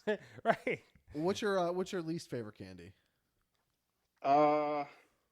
I mean, that's not candy corn. Everybody knows that candy corn sucks. Dude, I Whoa, fuck whoa, with whoa, candy whoa. corn. Hold up. I- Hold that thought. Wait a minute. I fuck with candy corn, but I only eat like maybe a handful of them, and then I'm good for the year. You know? Well, Yeah, yeah, because especially you're just the little eating pumpkins are eating even better. tablespoons of sugar at that point, Yeah. Oh, which God, is every candy bar. But I love candy corn, so Okay. Yeah. I stand Yeah, I alone. like it. Excuse me. All right. So, what's your least favorite? My least favorite is probably up until recently it was anything dark chocolate. oh, I But love due dark to chocolate. some dietary restrictions, I've started dabbling in the dark chocolate. I'll try. and- Have you tried like a spicy chili dark chocolate? Yes, I have. It's fantastic. Actually, it's I better than recently you think had it a- would be, huh? I had dark chocolate and bacon, and it was fucking phenomenal. Oh yeah. Yeah. So I don't know as far as least favorite candy. Probably black licorice, I would assume. Oh, Hey, black licorice Rob, is If bomb. someone's a dick and still gives out black licorice in 2020, you're an Yeah, asshole. Fuck really. you, buddy. Do yourself a favor and make yourself some chocolate chip cookies with bacon. What? Yes. Yes. No problem. I will definitely try that. Everybody, have to- everybody at home. I know it sounds crazy, but make some chocolate chip cookies. Throw some little chunks of bacon in there. You're gonna have a party in your mouth. Straight up party. It's gonna be a That's rave. typically what I go for. So, what's your opinion on getting Huggies and caramel apples? Okay, that's a good question because The Huggies are key because if you're hauling ass to get some candy, Oh yes, you There need was- that. You got a couple pillowcases in your Yeah, hands. yeah. You're tearing ass through. and there Oakmont, was a few houses on 9th Street especially that gave out Huggies. I think the Kappas was one of them. Yes, Kappas Always- were always so- Making Huggies. sure you're hydrated. It's typical Kappa. move. Typical. And, like the only downside to the Huggy is it puts the extra weight on your pillowcase. Yeah. Well, that's why you just pound it. And Pound when it I was down right younger, there. Yeah. Yeah. I did. Throw it in I somebody's would never bushes. do it as a grown up, but when I was a kid, I would have just chucked that thing on the ground. Yeah, little savage. And just kept Yeah, rolling. no, I definitely I appreciate Because they the weigh Huggy. too much. You know, you can't be carrying that shit around. I You- do you know- remember They'll pound it. this one Halloween. I was with Billy Orban, I believe. We were trick or treating, and some lady gave us a can of Surge, and Oh, dude, what a memory that Oh. is! It's in my brain forever. that's like 1995 all over. You just ran to And she every was like, house. she had like a conversation about Surge with us. She was like, they The say Surge is spokesperson? bad because there's so much caffeine, but it's not that much more than like a Dr. Pepper. And we were like, yeah, that's cool. We'll take a Surge. Yeah, Damn right. fuck We'll have yeah. a 6-pack. What about caramel apples? See, I don't fuck with caramel apples really, I unless I have a knife to cut them. Right, that's a good point because I like caramel apples. I can do one. My teeth do not like them so Yeah, much. I don't fuck with And them the anymore. caramel's not as bad as the candy apples though, because Oh, that yeah, candy brutal. hardens up. Like you Yeah. can't bite into it. Yeah, it's pretty rough. You know, Jimmy, you asked least favorite candy, and I just thought of it. Do you remember getting those bullshit ass popcorn balls when we were kids? Oh, popcorn yeah. balls. Yep. Fuck those fucking things. What kind of asshole I gives you a didn't mind popcorn those. ball? I don't hate I didn't mind popcorn those. balls. I didn't look forward to them though. Yeah, I exactly. liked a It's nice kinda bag like, of eh. chips though. My grandparents always Bag of gave chips. bags of the little bags of oats or whatever the fuck. Yeah. I'm not a pretzel guy. My least favorite thing, not a candy, but I hated getting bags of pretzels in my pillowcase. I'm not really a pretzel guy unless it's in like a mixture of some other kind, like Garditos or Yeah, or like if Chex you Mix. have some kind of dip or something like hummus Yeah, or yeah. I love me some onion. hummus, Hummus. little hummus. What was, Roasted red pepper hummus. What was your favorite Oh, it's the costumes best. ever? We did that one. Costumes? I didn't do that one. Rob did No, his you didn't go for it. Ghostbusters. Go ahead, Jim. Oh, I would have to say there's two, and they both involve Rob. You remember we went as Oh, Bill dude! Oh Clinton shit! and Bob Dole. Oh yeah, yeah. Dude, that was what fifth grade. fifth or sixth grade, either 95 or 96. That's Because the next amazing. year, we went as Beavis and Butthead. Oh, dude, those were. You're right. Those are. That's 2 and 3 for me. But Ghostbusters are 1 for sure. But those are my 2 and 3. Yeah. Dude, I forgot about that. Okay, We go way back like a backpack, man. I have a couple favorite costumes I did. The one I did multiple times, where I was Sting, the old school WCW wrestler, TNA wrestler, Sting, Steve Borden.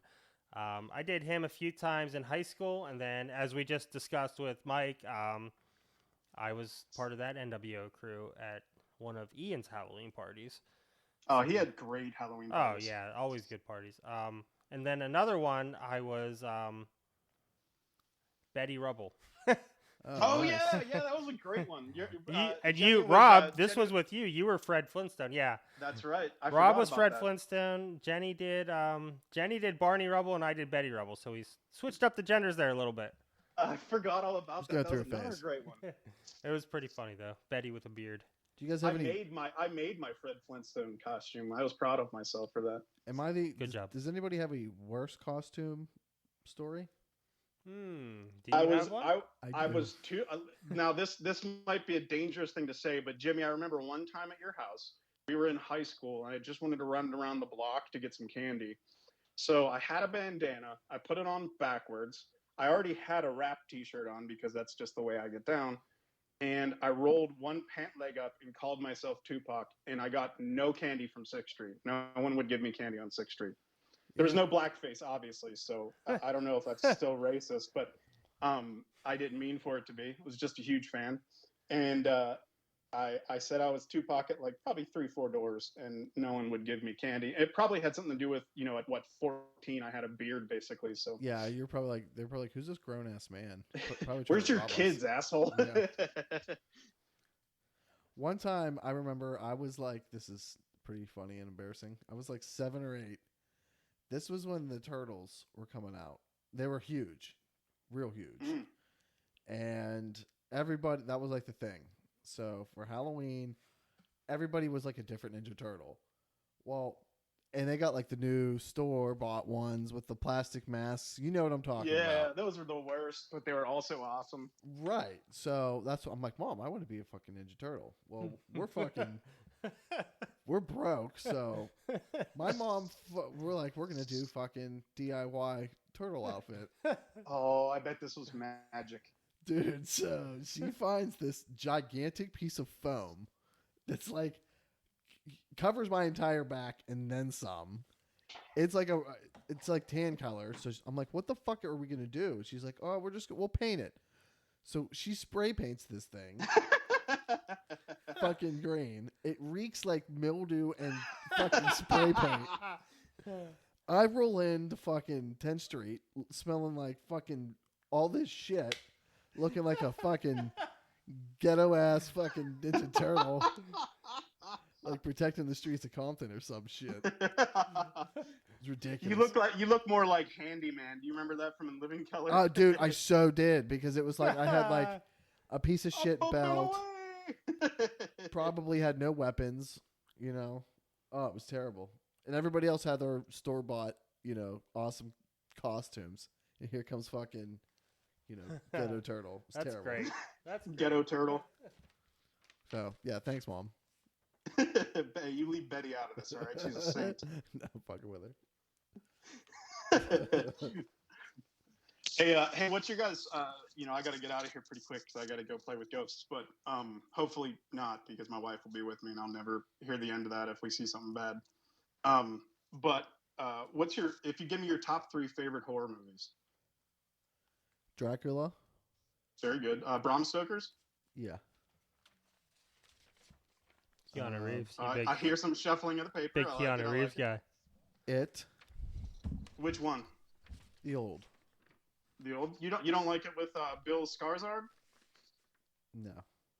Oh man, the new one was so good. And It was a lot of jump scares, but it was really good. Pet Cemetery.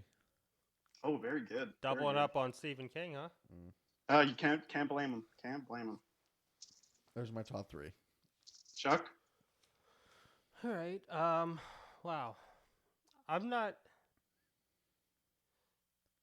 I can't say I'm not a big horror movie guy, but Jenny hates scary movies, so I don't get to watch them all that often. But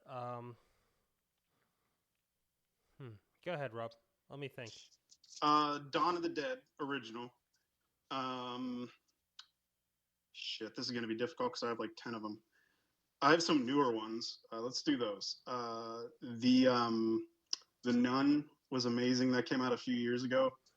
Amityville Horror, even the remake was fucking great with was it Ashton Kutcher? No, Handsome McGee, Bloodpool or Deadpool. Yeah, you know what I'm talking about. The Deadpool guy. Ryan Reynolds. And the Shining. Yeah, that'll work. Maybe American Psycho too. The Conjuring. Oh, what a Anything great that has to do with The Exorcist. There we go. I gave a lot of them, but you got it. That was way more than 3. Yeah. So my favorite Halloween movie, I wouldn't. It's not a horror movie, not even close to one. But my favorite Halloween movie, because it is themed around Halloween, is Donnie Darko. Great. Oh, Nightmare Before Christmas is also one of my favorites. It's a twofer, you know. I just rolled my eyes so far. He did. I hate you.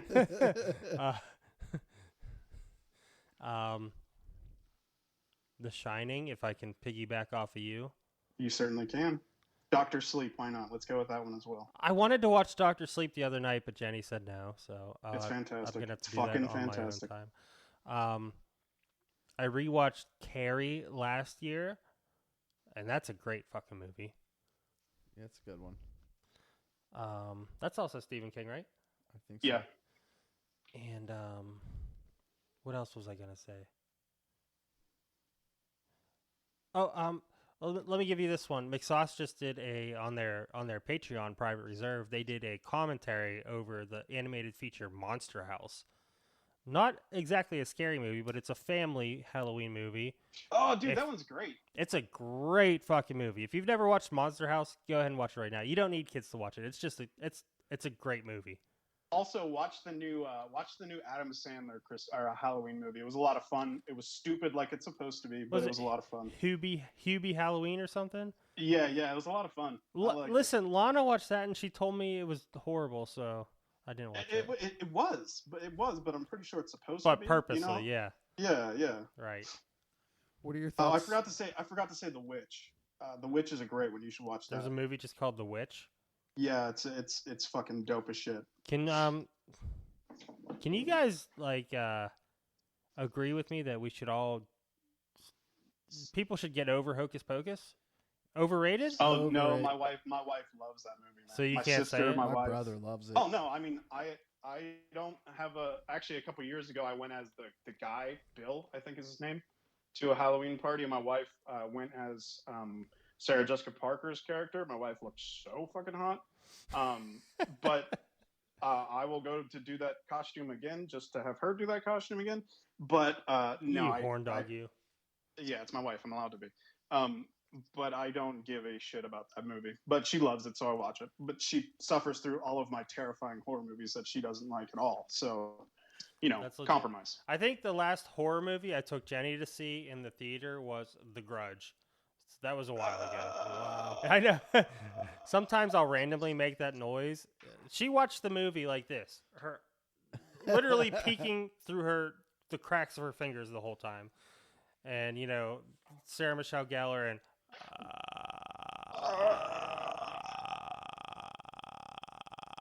So sometimes I'll randomly make that noise, and she does not like it.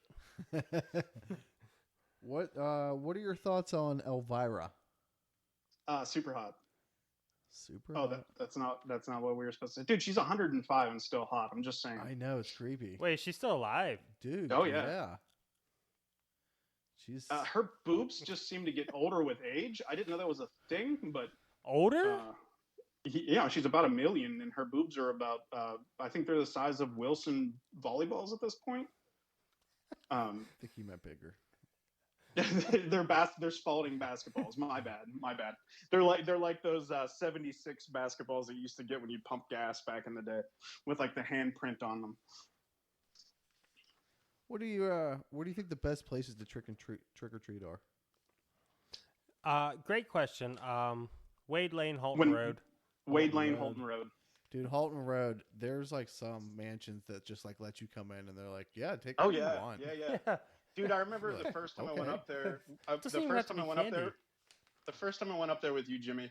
I remember it was the first time I outside of going. My dad's from Shaler, so we'd go to Shaler and then we'd go over to this development that had these bigger houses, but not anywhere near as big as the houses in Oakmont.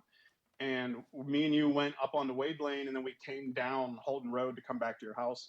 And I remember we stopped at one of those massive ass houses. It was the one that the dude had the Lamborghini for the ever. And like you were saying, they just let you come in the fucking side door. And the guy gave us like 2 full size or 2 king size fucking Snickers. And I remember just thinking like, what the fuck just happened? Yeah. Like, am I in some alternative fucking universe here? Like, what is going on? It was amazing. Yeah, absolutely. Absolutely. Nobody giving you the shaft there with those micro mini bites. No, they give you whatever. I remember like they had like trays of cookies, like fucking just all kind of candy bars laid out. And of course it's the king size. They don't fuck around. Dude, we don't get Mm-mm. any trick or treaters. We might get literally 1 or 2 trick or treaters at our house. It's usually like the neighbors have a kid, so they'll just go up and down the street, and then we'll get maybe somebody coming up off the boulevard. But we don't get anybody. Jimmy I live handed in the out candy country. with me once. I remember specifically there. I think there was a Steeler game on. It was Monday Night Football, Yeah, I and we remember listened that. to it on the radio and just sat on the porch. With Myron Cope.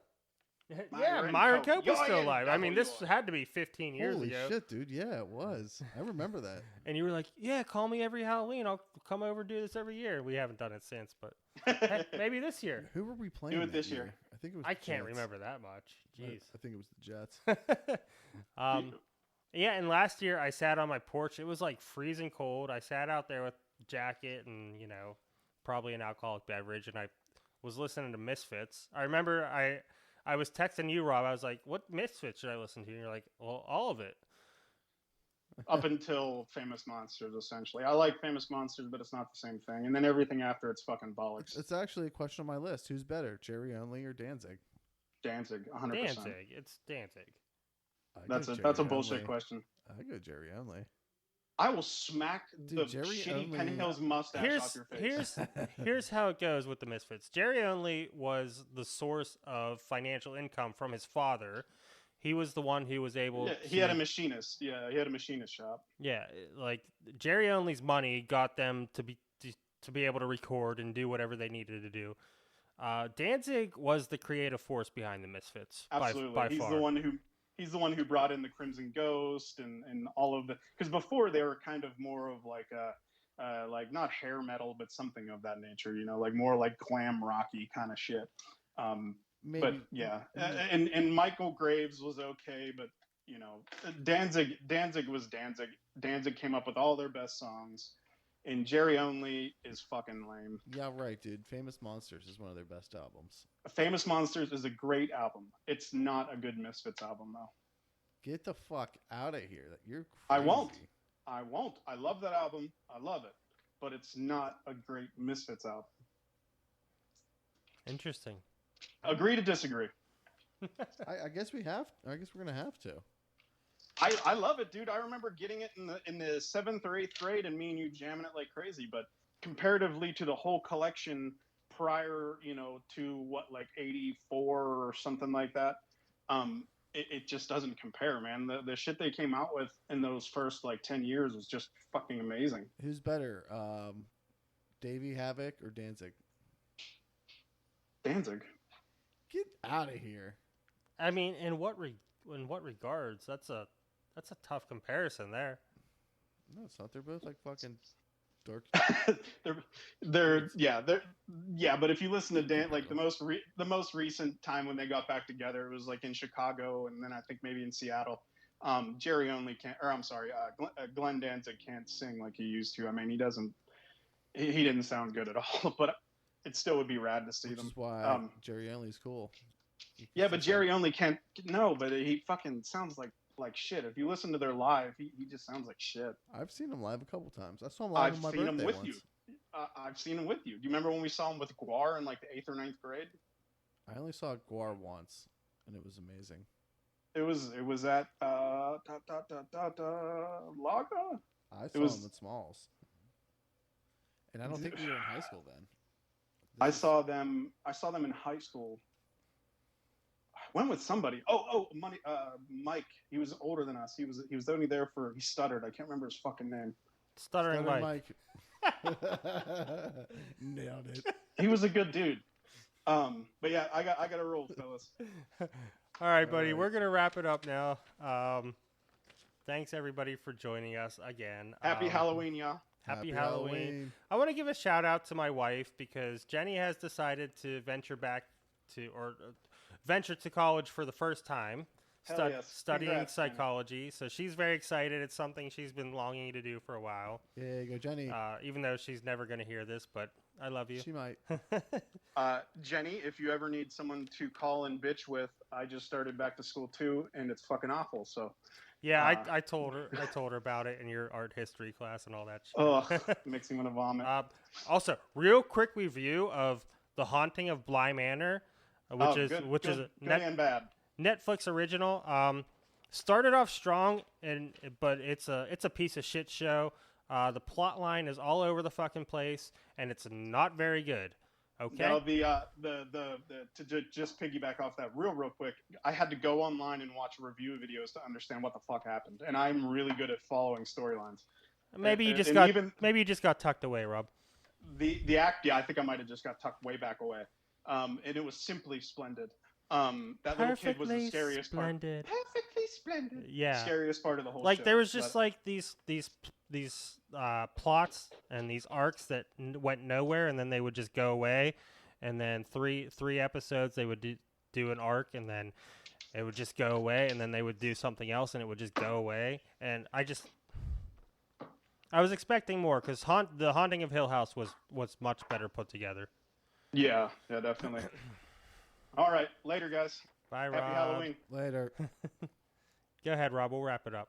All right, wrap it up, guys. Bye-bye. Bye.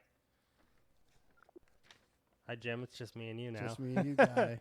All right, let's just finish wrapping it up here. I guess that's about it. Well, that was that. That's that. Make sure you check out all of our podcast friends, as we always tell you. McSauce, Fireside Chat, Working Stiffs, blah, blah, blah. I hate when I don't have the paper in front of me. Case in point, Element of Surprise. You know, we've said it before. You know, support those who support us. We love them. And most importantly right now, rock the fucking vote. Don't forget, I mean, do people forget to vote? Just make sure you vote. That's it. Yeah. Do your civic duty, people. And I guess for Rob, I'm Chuck. And I'm Jimmy. And we hope this finds you well. Happy Halloween. Happy Halloween. Go vote. Go vote. Bye.